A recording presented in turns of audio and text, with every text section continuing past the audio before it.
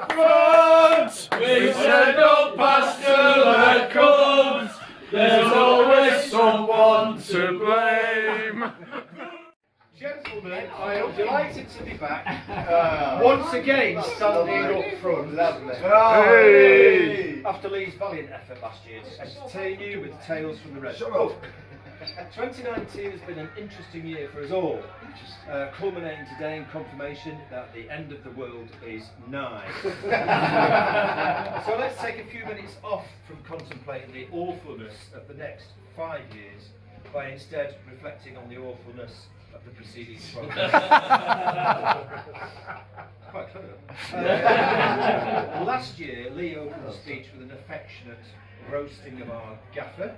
So this year I will leave him alone to sit and listen in silence as plaudits and pejoratives are posted elsewhere. A lot of peas, a lot of peas.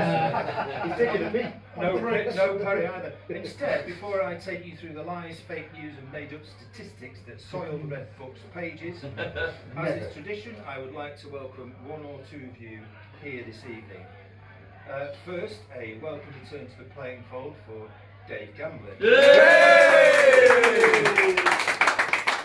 As those who know Dave, and even those who don't, will testify, Dave's a straight-talking man of compelling honesty. By way of illustration, I can share with you an anecdote from earlier this year. Dave was in a job interview, and one of the interviewers asked Dave what his biggest weakness was. Dave replied that it was his honesty, prompting the interviewer to remark that he did not think honesty was a weakness. I don't give a fuck what you think.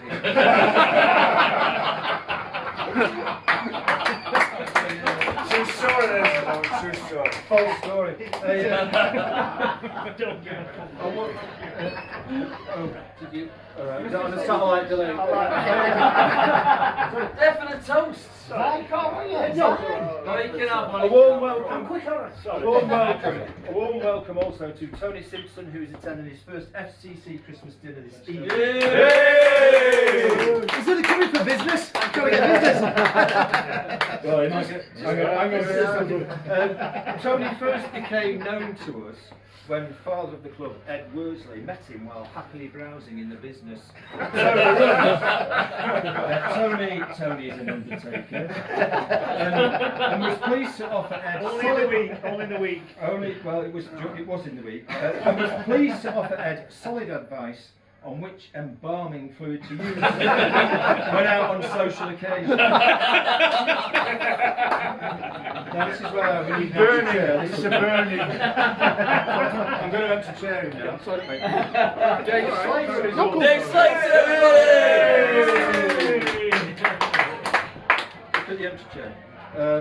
Dave was unable to join us for the dinner itself, but is now not here to listen to this speech, in the hope of hearing something positive said about him. A forlorn hope, I fear, about as likely as him being praised in the Red Book for tracking back. Our mercurial midfielder, Dave Sanderson, is here tonight too.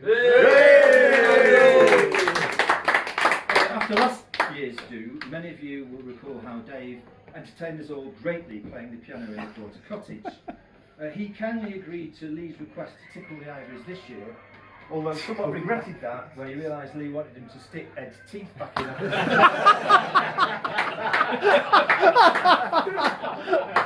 They won't burn apparently.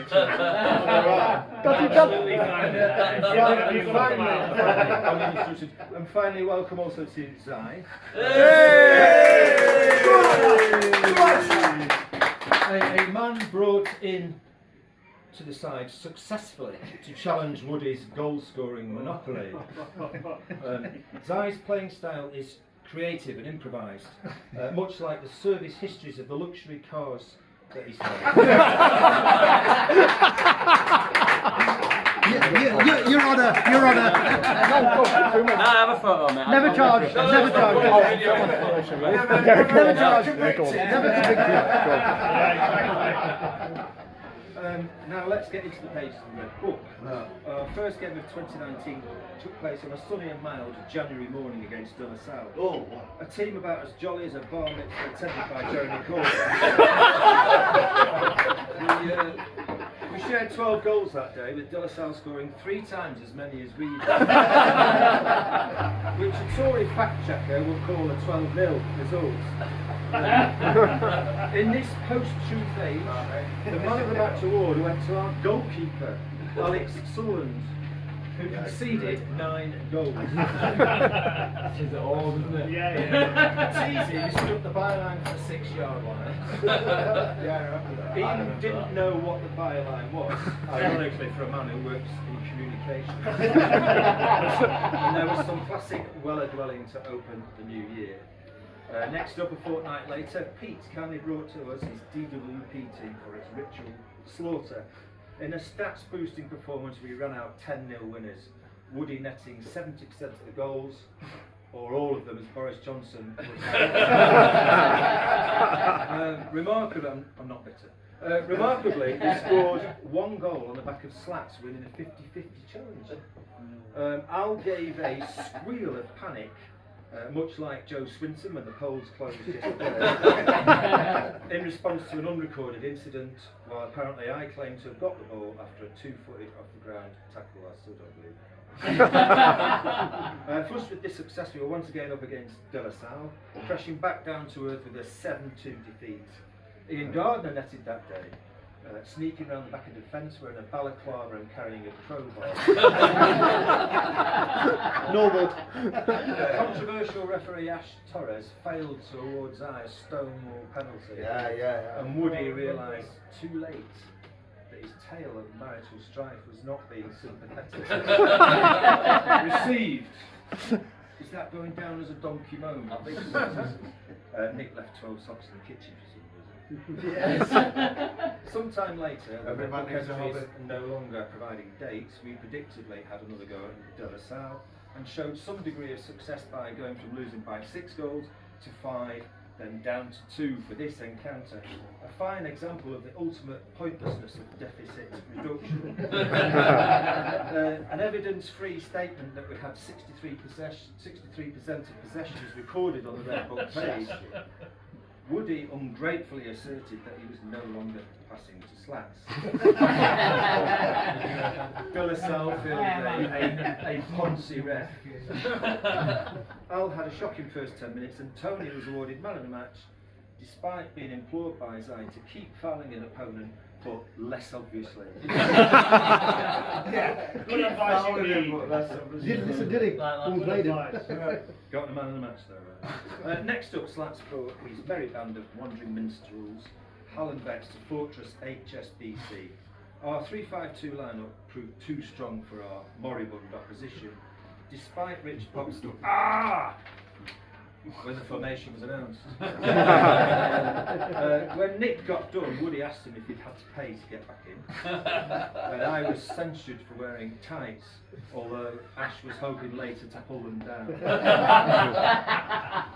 And then we played De La Salle again, and our deficit reduction plan went the way of George Osborne's as we lost 8-5. Woody and Zai's striker competition continued. This time each netting a brace, the latter's courtesy of 2 penalties. Rich Pop also scored a brace, unfortunately, but sadly not surprisingly, in his own net.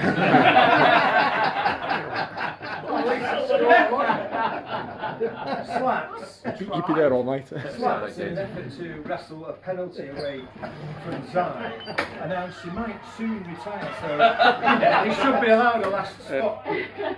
With deaf ears and a heart of stone, Zai put the penalty away.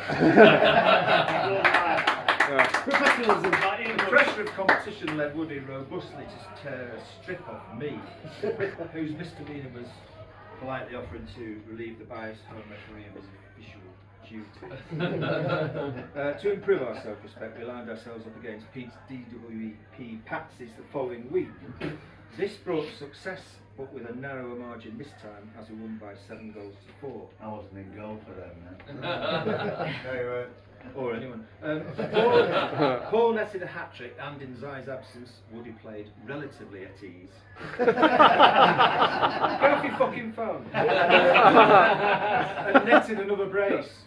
Paul took a dive for a penalty and got a donkey moment for his trouble, and Franks offered a throat-high back pass which brought a goal for DWP. Onwards and upwards we went, winning our next game 7-2 on an unknown date against unknown opponents. And not for the first time this year, the handwriting in the red book was barely fucking legible. Samuel Peaks, this is not... I'm going to stop scoring if you're not fucking I like feel like fingers are being pointed. If you want to that way. start writing it down, then I'm going to stop passing to you. That said, what is legible for that day indicates that Sando missed 2 open goals. I scored a goal at the opponents rather than my own net. Make sure I don't get lost. Not for the first time Ash got a donkey on for not turning up. Optimistically, I wrote next, tonight presumably being the first he's heard. Yeah. Cheesy also netted with an uncharacteristically sweet volley, which earned him an uncharacteristic Man of the Match nomination. On what looks like 19th of May 2019, our 2018-19 season closed with a 3-3 draw against TNFC. Woody Zai and an own goal provided the goals. As unpredictably as Celtic winning the Scottish Premier League, our Caledonian keeper Ixalan took the Man of the Match award. This lack of real keeper competition has left our staggering keeper Ed Worsley as the Rangers to Alex's Celtic,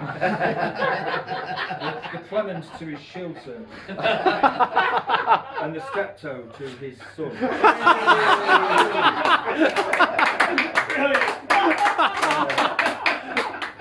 We then had a 4-month summer break, part of which Nick spent on holiday in Spain. Drinking his own piss when the minibar ran out, as a result getting twice as drunk as if it hadn't. We returned refreshed and ready to go on the 1st of September against the feared Hallam Vets. We were very much overcome that day, first by the heady waft of eau de cologne emanating from the opponents, and then by their sonatogen-stirred waves of attack, which brought them a 6-2 victory. Nick was nutmegged by Slats.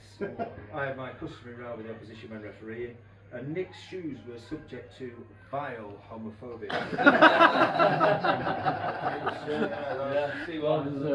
This was also indeed. This was also the game when Gambo made his return to the starting 11. Hey! His first game for us in 46 years. A week later, we were back at De La Salle with our deficit reduction plan now shot completely as we lost 6-0. This prompted Slats ruefully to observe, if we ever win out, we can have an open top hearse. Good idea. Yeah, very good. Despite pasting in true FCC fashion, a defender won Man of the Match. We then went several weeks without a game, but on our return in late October, Woody finally outshone Zai to net all 3 of our goals in a 3-5 defeat to those Hillsborough ruffians. Franks found himself in the Red Book for delivering a half-time lecture on the importance of keeping the ball and then immediately shooting from the halfway line.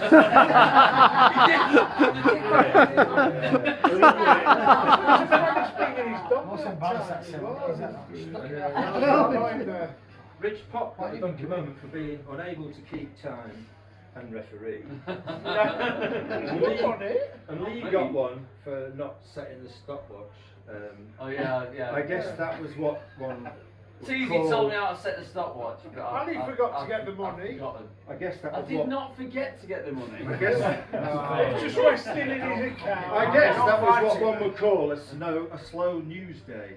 Back at De La Salle yet again, we managed a creditable but barely credible 1-2 defeat with Dan and Woody finding the net.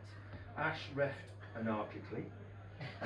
Ed was skinned by a man old enough to be his dad. I'm finished in this town. Well, that incident only concluded 2 days ago. Rich Pop did a Troy turn. Woody's temperament continued to combust as he yet again got his handbag out. And we had Gates.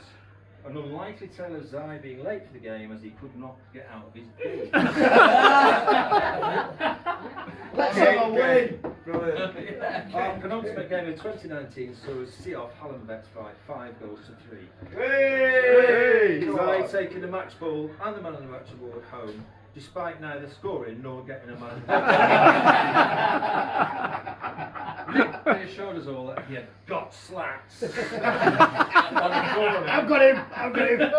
And a microsecond later, Slats rolled back the minutes to power an unchallenged header home. Russ Biggin got a donkey moment for not retiring. And Lee joined him for missing a sitter. And also, probably, for not retiring.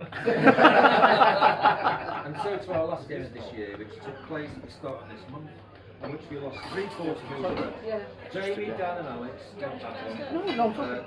scored our goals, and donkey moments were earned by Rich for a go-on goal kick straight to their lad on the edge of the area, and by Jamie for missing a penalty before announcing later that he'd never actually scored. Never took one. No. So there we have it. He's done. So there we have it, another year spaffed up the walls. Playing 15 games, winning 5, drawing 1 and losing 9. Remarkably, we scored 60 goals and unremarkably conceded 69. Well, at least you got a bit of a lick of We had 24 different people play for us this year. A third of them scored goals, half were nominated for Man of the Match awards, and 3/4 were awarded donkey moments. And if you believe all those stats, you must have voted for Brexit and for the Conservative Party. On that sour but final note, can I invite you to join me in a toast to us all? Yeah, he lost his last. Bravo, Gary! Brilliant, guys. Brilliant.